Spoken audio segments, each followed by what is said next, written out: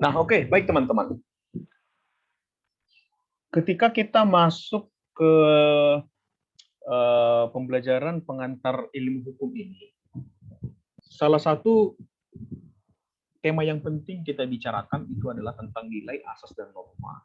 Ya, tadi kita sebentar sudah mencoba mendiskusikan apa itu nilai, dan jawaban teman-teman sangat beragam ya.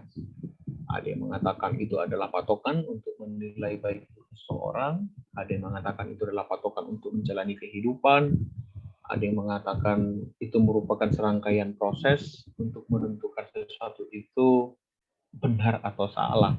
Termasuk ada yang menganggap nilai itu adalah produk ya. Kenapa produk? Karena kalau biasanya output dari penilaian itu ada output dari observasi kita melakukan penilaian. Ya sah-sah saja Anda mendefinisikan seperti itu. Nah, tapi kemudian kalau kita ingin secara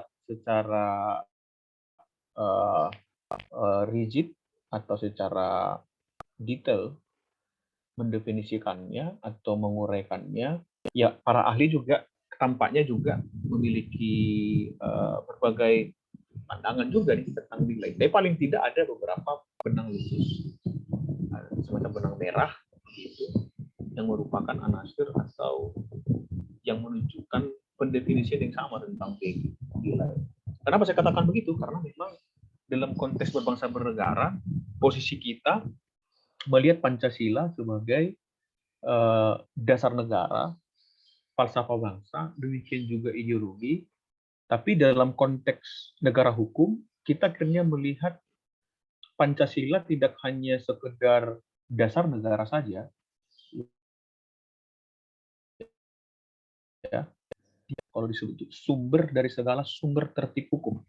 Bahwa peraturan perundang-undangan yang ada di Indonesia, aturan-aturan yang bersifat normatif di Indonesia itu nggak bisa bertentangan. Karena kalau dia bertentangan dengan Pancasila, kalau bertentangan dengan Pancasila, maka bahan bakar ya, power dari aturan itu tidak kuat begitu ya. Kenapa? Karena dia bukan berasal dari value yang dimiliki. Karena value itu sebenarnya melekat di dalam kehidupan pribadi lepas pribadi. Dalam konteks bernegara dia melekat di dalam jati diri bangsa itu sendiri. Nah, coba kita lihat pendefinisian nilai ya, soal nilai. Nah, tadi kalau teman-teman Anda menunjukkan kepada kita nilai itu merupakan patokan, ukuran, dan segala macam, tidak apa-apa, sah-sah saja kita mendefinisikan itu.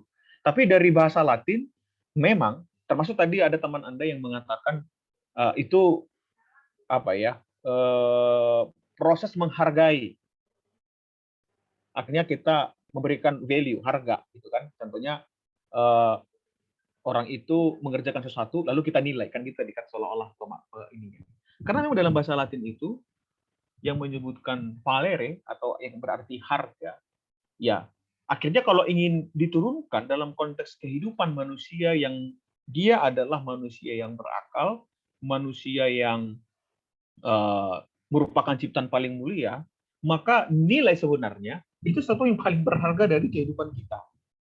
Maka kalau ditanya, Anda sebagai manusia, apa yang paling berharga dalam hidup Anda?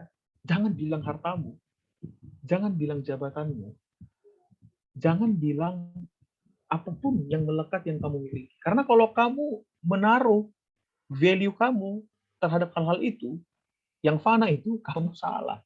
Kamu akan menyesal seumur hidup. Tapi nilai itu adalah sesuatu yang berharga dari dalam diri kamu, yang karena orang lain melihat value kamu, mereka akan mengetahui kamu ini siapa. Nilai itu kekal itu. Kenapa? Karena kalau menurut Stephen itu, salah satu ahli mengatakan, dia mengatakan bahwa nilai itu adalah sesuatu yang memberikan makna dalam hidup, memberikan acuan, titik tolak tujuan hidup. Semua kita yang di ruangan ini diciptakan dengan satu tujuan. Allah menciptakan kita karena ada tujuan. Tuhan yang Maha Esa menciptakan kita dengan tujuan. Ya kan? Maka untuk mengetahui bagaimana kita menjalani hidup itu, kita harus punya value, punya nilai.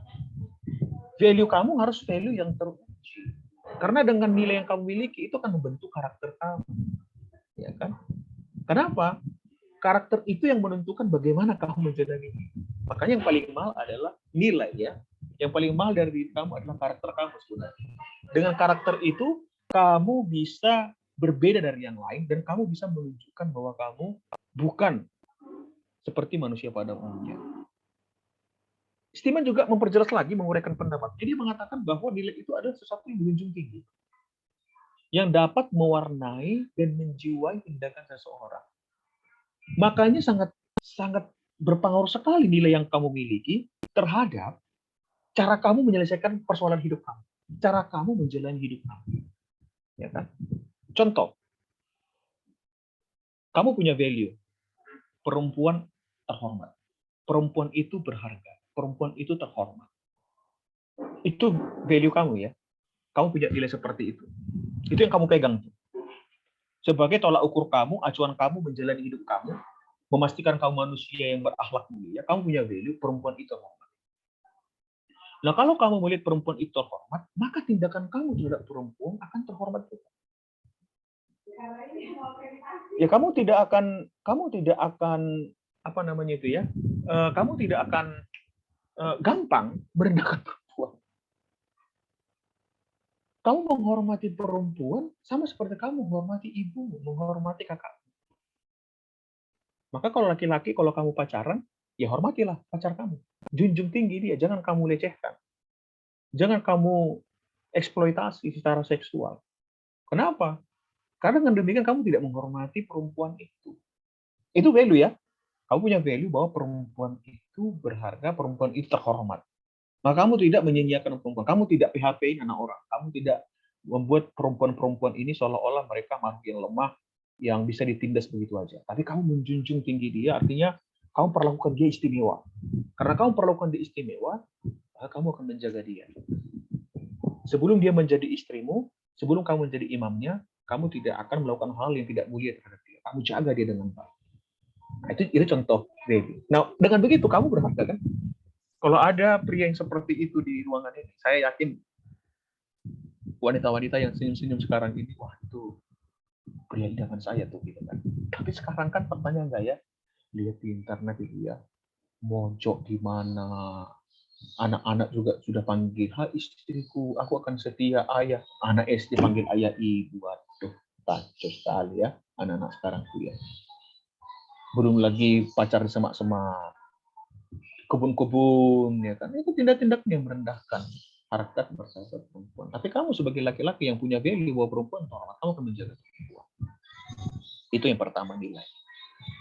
Nah, akhirnya kita melihat dari pengertian nilai secara umum. Tadi teman Anda sudah mengatakan juga soal bagaimana dalam konteks berbangsa negara kita perlu nilai.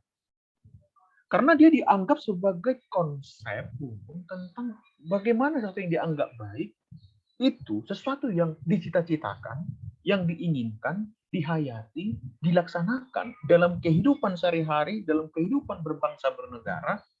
Itu skop yang paling besar, tapi skop yang paling kecil itu bisa dari keluarga, relasi antar individu, bangsa, bahkan masyarakat internasional. Itulah value secara umum, teman-teman. Betapa pentingnya value dalam konteks berbangsa bernegara. Karena dengan demikian kita bisa tahu negara itu apa value-nya. Dan kita punya value, fundamental values kita yaitu Pancasila, mencerminkan jati diri bangsa kita. Maka kalau ditanya kembali ke topik kita hari ini, apa hubungan antara Pancasila dan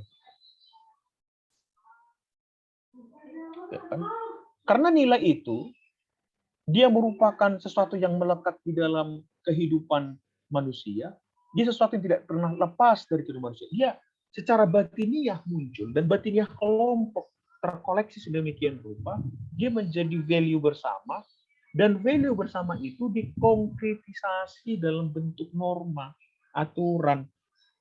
Maka Pancasila benar disebut sebagai sumber dari segala sumber etik hukum, teman-teman. Ya kan? Itulah logis berpikir kenapa Pancasila disebut sebagai sumber dari segala sumber etik hukum. Bahwa dalam konteks hierarki perundang-undangan, baik itu penjabaran dari konstitusi, nanti kalau teman-teman bisa baca hierarki perundang-undangan di Undang-Undang Nomor 12 2011, terus ada perubahannya. Kalau saya nggak salah Undang-Undang 2019 ya. Saya harus cek lagi, saya lupa persis pasalnya. Kita akan lihat bahwa di hierarki perundang-undangan pasal 7 itu ada beberapa peraturan-peraturan yang ada di sana seperti konstitusi, TAP MPR, peraturan pemerintah, peraturan presiden, perda dan segala macam. Itu tidak bisa bertentangan dengan Pancasila. Tapi faktanya banyak aturan-aturan itu yang tidak sinkron dengan nilai Pancasila. Disitulah kita belajar sebagai pembelajar hukum ini, memastikan bahwa produk-produk hukum kita sinergi, sinkronis dengan Pancasila. Nah, inilah kira-kira hubungan antara nilai ya dengan hukum atau norma. Nah, sekarang kita akan bergeser sedikit. Apa itu nanti kalau berhubungan dengan norma pasti akan ada asas begitu ya. Nah, sekarang nanti akan kita coba diskusikan apa itu asas dan norma dan bagaimana korelasinya dalam konteks negara Pancasila. Ya. Oke, saya pikir itu untuk nilai teman-teman. Kira-kira sampai di sini ada pertanyaan tidak? Soal nilai. Bisa dipahami? Bisa, Jadi Bapak. paham ya? Bisa. Oke. Udah bisa secara logis ya melihat ya hubungan antara nilai dengan Pancasila dan hukum akhirnya bisa melihat karena Pancasila adalah sebagai fundamental values kita dan kita adalah negara hukum. Oke. Oke, itu untuk nilai.